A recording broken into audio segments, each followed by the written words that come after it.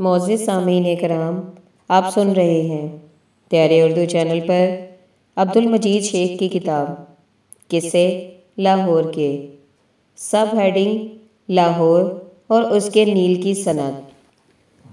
جب آپ لوہاری دروازے کے ذریعے راستے اندرون شہر میں داخل ہوتے ہیں، جو غالباً ٹکسالی دروازے کے مسمار ہونے کے بعد اب قدیم ترین دروازہ ہے، تو یہ سڑک 400 گز دور جا کر ایک کھلی جگہ پہنچتی ہے جسے کبھی چوک چکلا کہا جاتا تھا، جو لاہور کا اصلی قبا خانوں کا علاقہ تھا۔ ٹکسالی ان دنوں ثقافتی لحاظ سے بالائی طبقے کا علاقہ تھا۔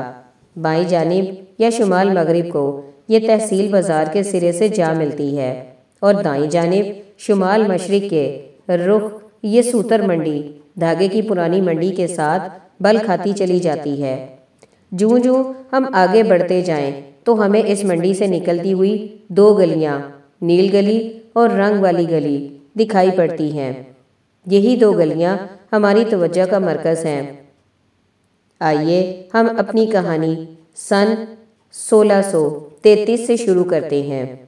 مغل بادشاہ شاہ جہاں نے ایک شاہی فرمان جاری کیا جس کی روح سے نیل کی صنعت ریاستی اجارہ داری میں لے لی گئی۔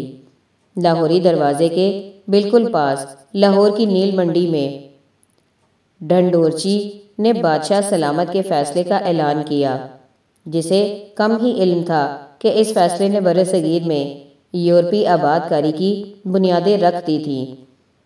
اس شاہی فرمان کی روح سے پوری سلطنت میں اگلے 3 برسوں تک ایک ہندو تاجر منوہر داس، جس کی لوہاری دروازے میں بہت بڑی دکان تھی اور جو اپنا کاروبار آگرہ اور سورت میں بھی چلاتا تھا، نیل کے فروغ کے حق کی توثیق کی گئی تھی۔ اسے شاہی خزانے سے ایک قرض کے ذریعے مالی امداد فراہم کی جانی تھی اور منافع کی صورت میں تو حصہ داری کا حق بھی حاصل ہو گیا تھا۔ سرکاری تخمینے کے مطابق یہ پوری سلطنت میں سب سے زیادہ دولت کمانے کی اسکیم تھی۔ اس عہد میں برصغیر میں نیل کی 2 بڑی منڈیاں لاہور اور آگرہ میں تھیں۔ دیگر قابل ذکر منڈیاں ملتان، الہ آباد، سورت اور دلی میں تھیں، لیکن لاہور کی منڈی ان میں سب سے بڑی اور آگرہ کی معیار کے لحاظ سے دیگر منڈیوں پر سبقت رکھتی تھی۔ برصغیر ہند پرانے زمانوں میں نیل کی رنگائی کا قدیم ترین مرکز تھا اور لاطینی اور یونانی ادوار سے یورپ کی نیل کی اساسی ضرورت پوری کرتا چلا آ رہا تھا۔ برصغیر کا مغربی دنیا سے نیل کے تعلق کا پتہ رنگ کے نام انڈیگو سے لگایا جا سکتا ہے۔ یونانی زبان میں اسے انڈیکون اور لاطینی زبان میں انڈیکم کے لفظ سے پکارا جاتا تھا، جو بعد ازاں اطالوی زبان اور بالآخر انگریزی زبان کے لفظ انڈیگو میں ڈھل گیا۔ یونانی دانشور پرالپس اپنی 80-81 قبل مسیح کی ایک تحریر میں نیل اور اس کا دریائے راوی کے ساتھ تعلق کا ذکر کرتا ہے۔ وہ لکھتا ہے، اس دریا سندھس یعنی انڈس دریائے سندھ کے 7 ہانے ہیں اور ماسوائے درمیانی کے باقی تمام کے تمام ناقابل جہاز رانی ہیں اور درمیانی حصے پر ایک ساحلی کاروباری مرکز باربریکون لوہاریا یا لاہور واقع ہے، جہاں سے اس منڈی میں بے شمار اشیاء درآمد کی جاتی ہیں۔ دوسری جانب یہاں سے کوسٹس، بیڈیلیم، گوگل اور انڈین فلیگ انڈیگو نیل برآمد کیا جاتا ہے۔ طاقتور ولندیزی اور انگریز تاجروں کی برادری کی نیل کے کاروبار میں روز افزوں دلچسپی کے پیش نظر شہنشاہ کو اپنی آمد میں اضافے کا قدم اٹھانا پڑا۔ 400 برس قبل قدر و قیمت کے لحاظ سے یہ برصغیر کا سب سے بڑا برآمدی شعبہ تھا۔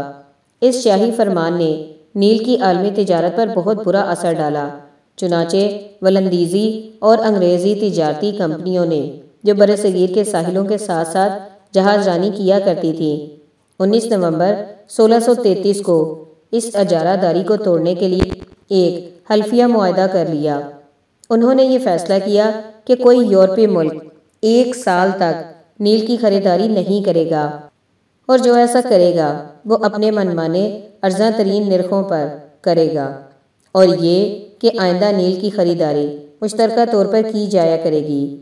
ولندیزی اور برطانوی تاجروں نے یہ بھی قسمیہ وعدہ کیا کہ آئندہ نیل کو بطور مال برداری قبول نہیں کیا جائے گا۔ پرتگالیوں نے بھی اس عہد کی پاسداری کی۔ نیل کی تجارت پر سخت قسم کی پابندی لگ چکی تھی۔ یورپی اقوام میں سب سے اولین نیل درآمد کرنے والے پرتگالی تھے، جن کے کارندے پورے برصغیر میں خصوصاً لاہور، آگرہ، احمد آباد اور ملتان میں سرگرم عمل رہتے تھے، جو ان شہروں سے پیداوار اکٹھی کر کے سورت کی بندرگاہ پر لے جاتے، جہاں سے پرتگالی اپنے بحری جہازوں میں اپنے دارالحکومت لزبن کے لے جاتے تھے۔ جہاں سے پرتگالی اپنے بحری جہازوں میں اپنے دارالحکومت لیزبن لے جاتے تھے، جہاں سے وہ اسے ہالینڈ کے رنگ ریزوں کو فروخت کر دیتے تھے۔ لیکن بعد ازاں ولندیزی اور برطانوی ایسٹ انڈیا کمپنیوں کے مارز وجود میں آنے کے بعد نیل کی تاجرانہ اجارہ داری پر باہمی رقابت شروع ہو گئی۔ اس یورپی اتحاد نے شہنشاہ شاہ جہاں کو مجبور کر دیا کہ وہ 14 اپریل 1635 کو منوہر داس تاجر کے ساتھ اپنی شراکت کو منسوخ کر دے۔ مغلیہ سلطنت پہلی بار کسی یورپی دباؤ کے تحت ہمت ہار بیٹھی تھی۔ اس کے بعد سے یہ دباؤ کبھی کم نہیں ہوا۔ نیل کے بعد پنجاب کی روئی پر قبضہ جمایا گیا۔ جنوب میں انہوں نے گرم مسالے کی تجارت ہتھیا لی۔ چنانچہ پرتگالیوں کے ساتھ ولندیزیوں، فرانسیسیوں اور بالآخر برطانوی تاجروں نے اپنے اپنے کردار ادا کیے۔ لیکن مغلیہ عہد میں نیل نے لاہور میں ایک خاص کردار ادا کیا تھا۔ مارکو پولو 13ویں صدی کی ایک تحریر میں بیان کرتا ہے، یہ ایک خاص قسم کی جڑی بوٹی سے بنتا ہے جو گرد و نواح سے اکٹھی کی جاتی ہے، اور جڑیں الگ کرنے کے بعد اسے بڑے بڑے برتنوں میں ڈال کر اس کے اوپر پانی انڈیلتے ہیں اور پھر اسے اسی طرح چھوڑ دیتے ہیں حتیٰ کہ پورا پودا سڑ جاتا ہے۔ ایک انگریز ولیم فینچ نے 30 اگست 1609 میں اپنی ڈائری میں لکھا کہ نیل کی 3 قسم کی پیداواریں اس دور میں ہوتی تھیں۔ اس کی سب سے بڑی اور بہترین قسم بیانہ کہلاتی تھی، جو آگرہ کے قریب ایک گاؤں کا نام بھی تھا، اور اس کی قیمت فروخت 400 برس قبل 25 روپے فی من تھی۔ ولیم فینچ نے بیانیہ نیل کی مزید 3 اقسام بیان کی ہیں۔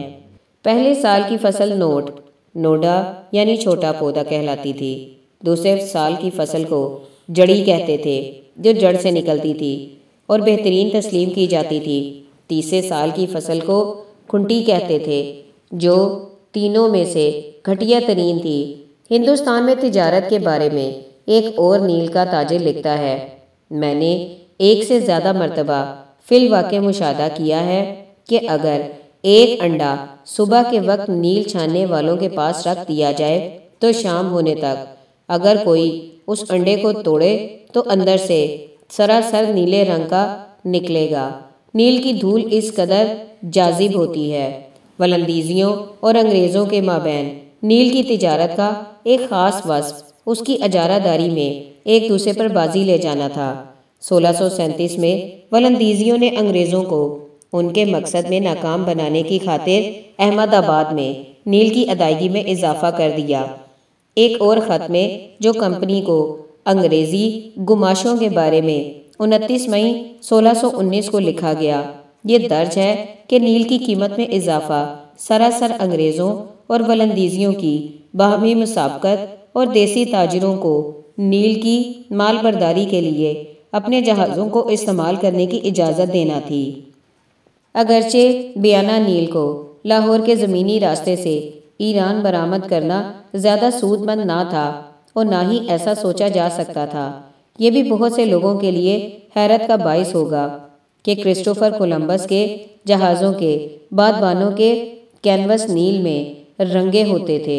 چنانچہ یہ کہا جا سکتا ہے کہ لاہور اور آگرہ کا نیل نئی دنیا کی دریافت کا چشمدید گواہ تھا۔ اسکاٹ لینڈ میں نیل سے ملتا جلتا ایک پودا وڈ پایا جاتا ہے جو آج بھی اسکاٹ لینڈ کے روایتی چار خانے دار اور رنگین دھاری دار اونی کپڑوں ٹویڈ میں استعمال کیا جاتا ہے۔ بنتی والے کپڑے میں نیل کا استعمال 600 برس قبل سے بھی زیادہ عرصے سے ہو رہا ہے۔ مثال کے طور پر ہندوستانی ملاح جو کینوس کی پتلونیں پہنتے ہیں وہ نیل میں رنگی ہوتی تھیں۔ یہ احمد آباد کے قریب ایک شہر ڈنگا میں تیار کی جاتی تھیں۔ اسی سے لفظ ڈنگری نکلا ہے۔ فرانسیسی میں جو ہمیشہ سے بہترین کپڑا بنانے والے تسلیم کیے جاتے ہیں وہ سرج کی طرح کا ایک خاص کپڑا بنایا کرتے تھے۔ نیمس کا شہر آج بھی فرانس کی ٹیکسٹائل صنعت کا مرکز گردانا جاتا ہے۔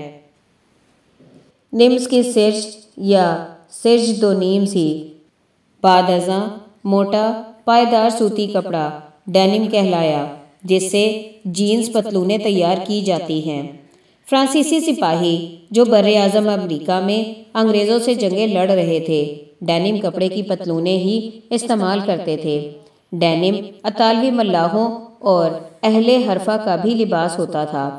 خاص طور پر ان کی سب سے بڑی بندرگاہ جنیوا میں ڈینم کی پتلونیں جنیوا کی نسبت جینز کہلانے لگی۔ یہ حیرت کی بات ہی تو ہے کہ ایک ایسی پیداوار جو زیادہ تر مغربی ہندوستان یا لاہور، آگرہ، احمد آباد اور ملتان میں تیار کی جاتی تھی ساری دنیا کا سفر کرتی ہوئی دنیا میں سب سے زیادہ پہنے جانے والے کپڑے میں ارتقا پذیر ہوئی۔ جب 19ویں صدی میں جرمنی کے ایک سائنسدان نے جس کا نام بائر تھا مصنوعی عمل سے نیل تیار کر لیا تو قدرتی نیل کی مانگ گر گئی۔ جس وقت سے انگریزوں نے نیل کے کاروبار پر اپنا قبضہ جما لیا تو نیل کی مانگ کم ہونا شروع ہو گئی۔ خصوصاً اس وجہ سے بھی جب لوگوں نے نیل کے پودے دیگر ممالک میں بھی اگانے شروع کر دیے۔ دنیا بھر میں اب واحد جگہ جہاں قدرتی نیل کی پیداوار کی جاتی ہے اور اس کا استعمال کیا جاتا ہے وہ پاکستان ہے، جہاں سندھ اور ملتان میں روایتی اجرک کو نیل میں رنگا جاتا ہے۔ لاہور میں نیل کا کاروبار ختم ہو چکا ہے۔ اندرون شہر میں گلیوں کے نام صرف بوڑھے لوگوں کو یاد ہیں اور اب تو گلیوں کے نام بھی تبدیل کیے جا رہے ہیں۔ چوک چکلا کا نام اب چوک بخاری ہے۔ لیکن چونکہ پاکستان میں دنیا کی بہترین درمیانے ریشے کی روئی پائی جاتی ہے اور ڈینم کپڑا تیار کرنے کے کارخانے لگائے جا رہے ہیں نیل کی رنگائی کا کام دوبارہ شروع ہو رہا ہے۔ افسوس اس بات کا ہے کہ اب یہ رنگ دوسرے ممالک سے درآمد کیا جاتا ہے۔ ایک ایسے ملک اور شہر کے لیے یہ ایک اداس کر دینے والے حالات کی تبدیلی کا نام ہے جو دنیا بھر کو بے تحاشا نیل کا رنگ فراہم کرتا رہا ہے۔ سب ہیڈنگ لاہور کی کہنہ سالی پردے میں پوشیدہ۔ ہم سب جانتے ہیں کہ لاہور کی تاریخ کہنہ سالی میں پوشیدہ ہے۔ آخر وہ اولین مقام کون تھا جسے لاہور کے نام سے پکارا گیا؟ اس سوال کے جواب کی تلاش میں تحقیق کا ایک دائمی تعاقب شروع ہو جائے گا۔ چند ایک حتمی سراغ ضرور ملتے ہیں جن کے بارے میں مزید عمیق تحقیق کرنے کی ضرورت ہے، خصوصاً آثار قدیمہ سے متعلق تحقیق۔ 1959 میں آثار قدیمہ کے محکمے نے قلعہ لاہور کے اندرون ایک جگہ پر آثار قدیمہ کی تہ دار مادے کی تفصیلی جانچ کا کام سر انجام دیا تھا۔ 52 فٹ گہرائی سے نمونہ حاصل کیا گیا اور ہر فٹ کا کاربینی تعین زمان کیا گیا۔ اس کے نتائج نہایت حیران کن نکلے۔ اس نمونے میں سائنسدانوں کو 3 خصوصی تہیں دریافت ہوئیں جو حتمی رہائش کا بینہ ثبوت تھیں۔ ہر تہ اوپر والی تہ سے تقریباً 700 سے 800 برس پرانی تھی۔ سب سے نچلی تہ جو تقریباً 45 فٹ گہرائی پر تھی میں ملنے والی نفیس اینٹ پہلے زمانے کے رہائش پذیر لوگوں نے مٹی کو ٹھوس شکل دے کر تیار کی تھی۔ ایک تخمینے کے مطابق یہ آبادی 3000 سال پرانی تھی۔ ماہرین نے تب تجویز کیا تھا کہ دیگر جگہوں سے اس سے بھی زیادہ گہرائی سے نمونہ حاصل کرنے کی ضرورت ہے، خصوصاً ان ٹیلوں سے جو اس ٹیلے سے اونچے تھے جس پر قلعہ لاہور تعمیر کیا گیا تھا۔ ایک عمومی مقبول نظریہ ہے کہ پہلی آبادی جسے ہم لاہور کہہ سکتے ہیں اس جگہ سے شروع ہوئی تھی جہاں قلعہ کھڑا ہے۔ قلعے کے اندر لاہور کے مندر کی موجودگی اور یہ حقیقت کہ وہ رام اور سیتا کا بیٹا تھا سے اس نظریے کو تقویت ملتی ہے، لیکن اس کی تصدیق اسلامی دور سے قبل کی کسی بھی تحریری متن سے نہیں ہوتی۔ اس حقیقت کا سب سے اولین ذکر مشہور ہندو مورخ سجن رائے بھنڈاری نے 1695-96 میں اپنے مشہور مقالے خلاصۃ التواریخ میں کیا ہے۔ اگرچہ اس نے عوامی روایات اور دیگر ذرائع کے حوالے دیے ہیں، لیکن روایتی راجہ رام چندر کے حیاتی دور کا تعین کرنا مشکل ہے۔ ایک ذریعے کے مطابق یہ دور 5300 قبل مسیح بتایا گیا ہے تو دوسرے میں 2200 قبل مسیح۔ اس بارے میں کہنا سالی صرف خیالی معاملہ ہو کر رہ گیا ہے۔ ہماری دلچسپی صرف سائنسی ثبوت کی فراہمی میں ہے۔ ایک اور آثار قدیمہ کی تحداری تحقیق راجہ دھیان سنگھ کی حویلی میں کی گئی۔ وجہ یہ تھی کہ یہ مقام قلعہ لاہور کے ٹیلے سے ذرا زیادہ بلندی پر ہے۔ اس کاربینی تعین زمان تحقیق نے مزید واضح طور پر لاہور کی کہنہ سالی کو آشکار کیا۔ اس میں انسانی آبادی کی 4 سطحیں پائی گئیں، لیکن پھر ایسی تحقیق کو بڑھانے کی بجائے وہیں چھوڑ دیا گیا۔ اس تحقیق کی مزید چھان بین 1988 میں کی گئی، جو کہ پی پیک نامی ادارے نے کی، جس میں بہت سے پاکستانی اور غیر ملکی ماہرین شامل تھے۔ اندرون شہر کی مقامی جغرافیائی نقشہ کاری کے مساحتی مطالعے سے معلوم ہوا کہ لاہور کے 2 بلند ترین مقامات چونا منڈی میں پانی والا تالاب اور پاپڑ منڈی کے شمال میں واقع محلہ مولیاں ہیں۔ یہ نتائج اسی تاریخ دستاویز کے عین مطابق ہیں جو لاہور کے بارے میں قبل از عہد اسلام قدیم ترین تحریر میں بیان کیے گئے ہیں، جو 982 قبل مسیح کے ایک نامعلوم مصنف نے اپنی کتاب حدود العالم، جو برطانوی عجائب گھر میں موجود ہے، میں تحریر کر رکھے ہیں۔ اس کتاب کا انگریزی ترجمہ منورسکی نے کیا تھا، جو 1927 میں لندن سے چھپا تھا۔ اس نایاب کتاب میں لاہور کا حوالہ بطور ایک چھوٹا شہر دیا گیا ہے جہاں مرعوب کن مندر، بڑی بڑی منڈیاں اور وسیع باغات ہیں۔ وہ 2 بڑے کاروبار مراکز کا ذکر کرتا ہے جس کے گردا گرد مکانات واقع ہیں۔ مصنف گارے کی دیواروں کا بھی ذکر کرتا ہے جو ان دنوں آبادیوں کو باہم یکجا رکھنے کی خاطر حصار میں لیے ہوئے ہیں۔ چنانچہ معلوم ہوتا ہے کہ لاہور کا شہر حصار اس کے قلعے سے بھی کہیں زیادہ قدیم ہو سکتا ہے۔ چنانچہ یہی وجہ ہے کہ اندرون شہر اور بیرون شہر دونوں کی نہ صرف مختلف جگہوں سے آثار قدیمہ کی تحقیق کی ضرورت ہے، بلکہ کہیں زیادہ گہرائی سے نمونے حاصل کرنے کی بھی ہے۔ اس مختلف سائنسی ریکارڈ کو ہم جوڑ کر لاہور کی شاندار اور وہ بھی سائنسی بنیادوں پر مبنی تاریخ رقم کی جا سکتی ہے۔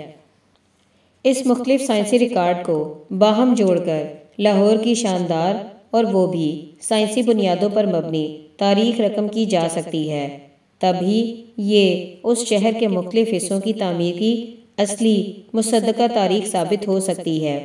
یہ نہایت اہمیت کی بات ہے کہ ہمیں اندازہ ہو کہ اس شہر میں اسلامی حملہ آوروں کی آمد سے قبل اس کی شکل و صورت کیسی تھی۔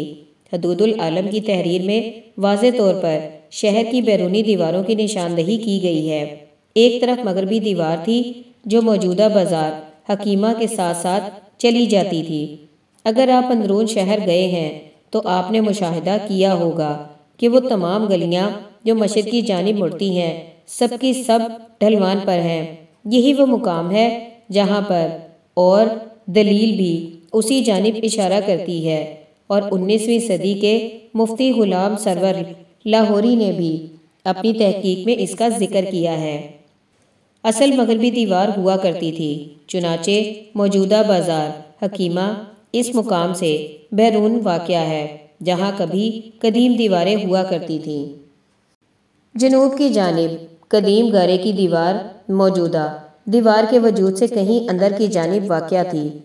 شمال کی جانب دیوار ٹبے کی چوٹی سے شروع ہوتی تھی جسے اب ٹبی چوک کہا جاتا ہے۔ لفظ ٹبی ٹبا سے مشتق ہے جس کا مطلب ہے ٹیلا یا چھوٹی سی پہاڑی۔ دیوار اس اونچے ٹیلے کے ساتھ ساتھ اترتی تھی اور جہاں آج کل گمٹی بازار کا رنگ محل چوک ہے وہاں سے جنوب طرف چلی جاتی تھی۔ لفظ گمٹی کا مطلب ہے ایک مدور ٹیلا۔ مشرقی دیوار جیسا کہ دستاویز ہمیں واضح کرتی ہے سیدھی شالمی بازار کے مغربی جانب سے ہوتی ہوئی سید مٹھا بازار تک چلی جاتی ہے۔ اگر آپ شالمی دروازے سے شروع ہونے والی سڑک کے کنارے کنارے چلتے چلے جائیں تو آپ کے مشاہدے میں آئے گا کہ مغربی جانب کی تمام گلیاں ڈھلوان پر ہیں۔ اسی ڈھلوان پر قدیمی گارے کی دیوار تھی۔ چنانچہ قدیم حصاری شہر لاہور اسی علاقائی حد بندی میں واقع تھا۔ دریائے آرودہ الراوی اس شہر کے گرداگرد بہتا تھا جیسا کہ سجن رائے بھنڈاری کی کتاب میں مذکور ہے۔ قارئین کو یہ جان کر خوشی ہوگی کہ حدود العالم میں شالمی کے علاقے کو رڑا میدان یعنی ویران جگہ کے حوالے سے بیان کیا گیا ہے۔ یہ قدیمی لاہور اس لاہور کا ایک تہائی تھا جسے ہم آج کل اندرون شہر کہتے ہیں۔